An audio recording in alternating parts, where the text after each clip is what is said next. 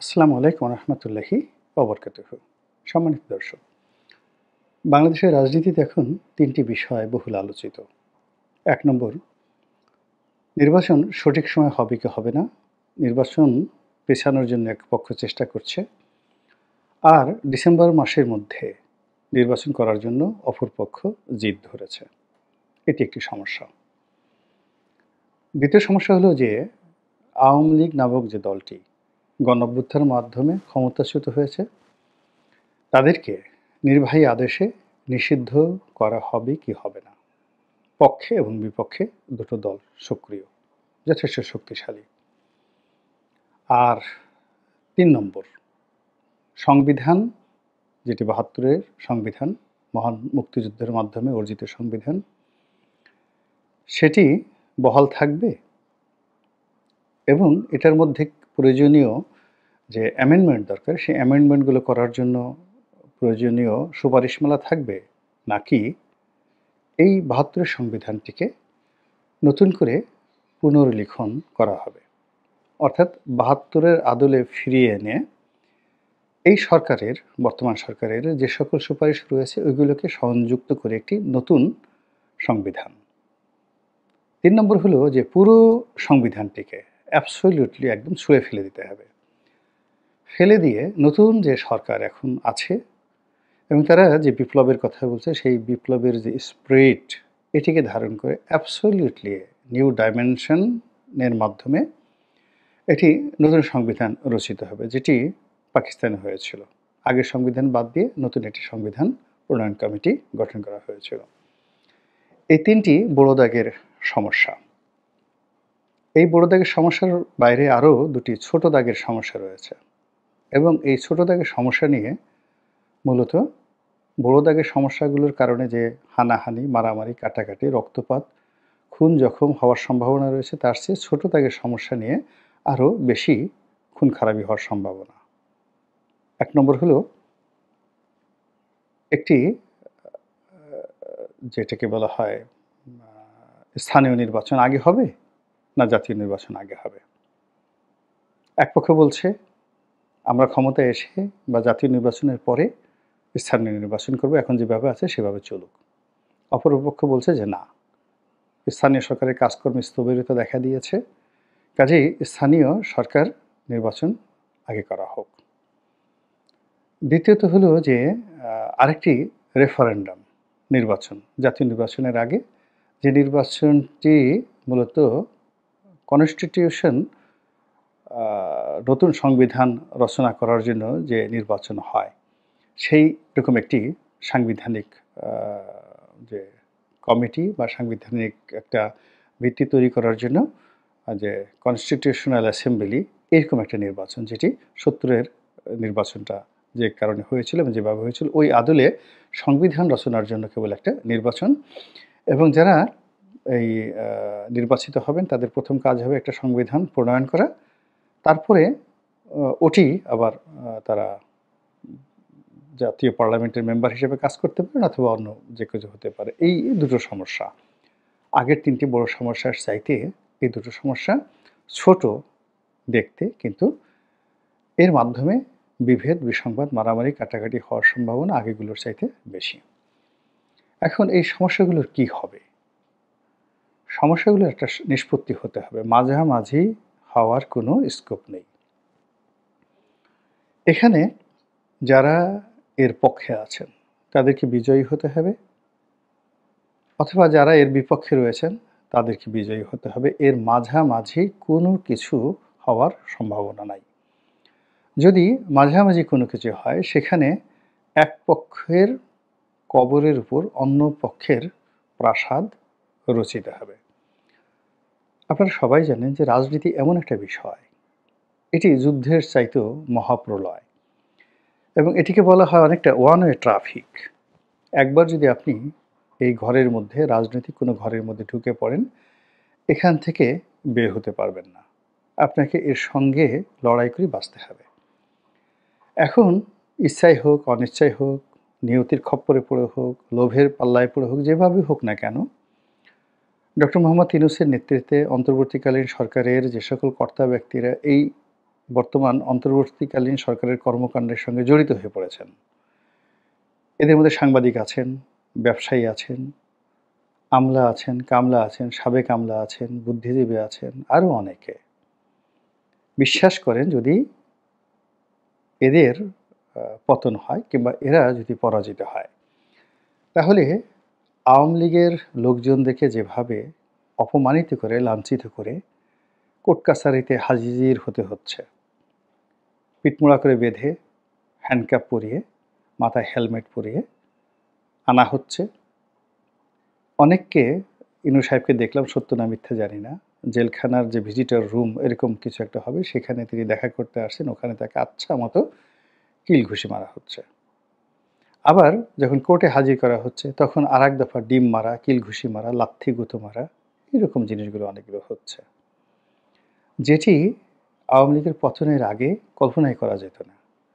বিএনপির কোনো নেতাকে এভাবে হেলমেট পরিয়ে, এভাবে মারধর করে আওয়ামী লীগ কোর্টে উঠিয়েছে বা উঠাবে, এটা আমরা কল্পনাই করতে পারতাম না। সারা বাংলাদেশে কিয়ামত হয়ে যেত, কিন্তু যেটি এখন হচ্ছে। আর এই অবস্থাতে যদি আগামীতে আরেকটি ভার্সন, পতনের আরেকটি ভার্সন আসে, তাহলে পায়ে হ্যান্ডকাপ, হাতে হ্যান্ডকাপ, এবং অনেকটা আমরা সিনেমার স্টাইলে যেভাবে দেখি ডান্ডা বেড়ি, সেই ডান্ডা বেড়ি পরানো হবে এবং সারা শরীরে লোহার পোশাক পরানো হবে। তারপর যেভাবে আরব্য রজনীর গল্পের মতো করে জেনাকার ব্যভিচারদেরকে যেভাবে পাথর মারা হয়, তো ওইভাবে পাথর মারার চেষ্টা করা হবে। আর ওই যে শিল্ড, সারা শরীরে যে তাদের বডি শিল্ড থাকবে স্টিলের তৈরি, রোবটের মতো, টার্মিনেটরের মতো, ওইগুলোতে সেই ঢিল লাগবে আর টন টন টন টন করে আওয়াজ হবে।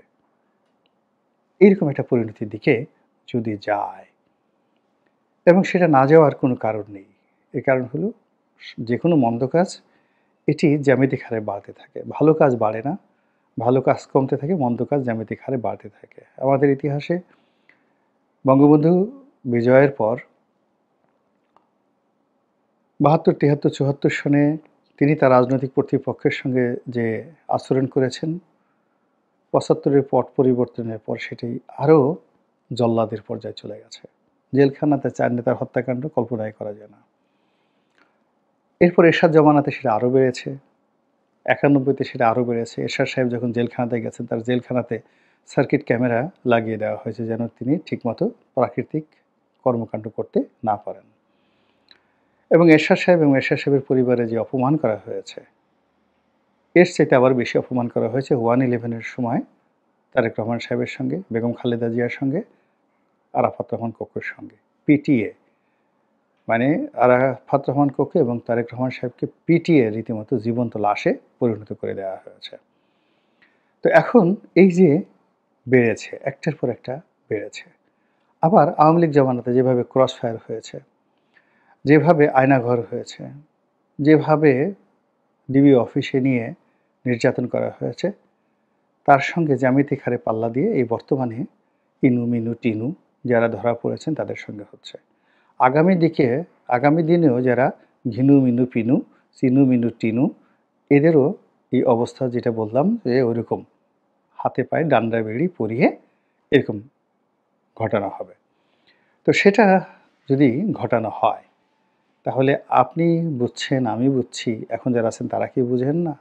অবশ্যই বুঝেন। ফলে এই বোঝার কারণে কি করছেন?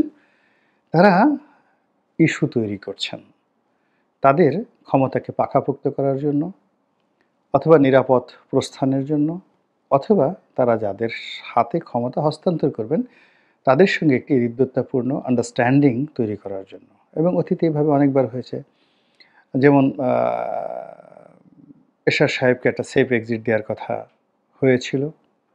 পরবর্তীতে সেই সেফ এক্সিটটা না দেওয়ার কারণে বিএনপিকে অনেক, যাকে বলা হয়, দায় পরিশোধ করতে হয়েছে। তারপর ৭৫-১৫ আগস্টের যারা হোতা ছিলেন তাদেরকে সেফ এক্সিট দিয়েছিলেন জিয়াউর রহমান সাহেব। এটি ক্যান্টনমেন্টের একটা সিদ্ধান্ত ছিল। আবার 1/11-এর যারা হর্তাকর্তা ছিলেন তাদেরকে শেখ হাসিনা সেফ এক্সিট দেবেন এই চুক্তিতে স্বাক্ষর করে তাকে ক্ষমতা আসতে হয়েছে। তো এরকম সবসময় হয়। আবার এখন যারা ক্ষমতায় এসেছেন তারা শেখ হাসিনা এবং তার যারা লোকজন আছেন তাদের সবাইকে সেফ এক্সিট দিয়েছেন। কাজেই এখন যারা ক্ষমতা আছেন তারা তাদের সেই সেফ এক্সিটের বিষয়ে শতভাগ নিশ্চিত না হওয়া পর্যন্ত 100% নিশ্চিত না হওয়া পর্যন্ত এইরকম যে ইস্যুগুলো বললাম ছোটোখাটো ইস্যু, বড় ইস্যু সব মিলিয়ে তালবাহানা হতে থাকবে। এর কোনো সমাধান নেই। দ্বিতীয়ত প্রতিপক্ষ।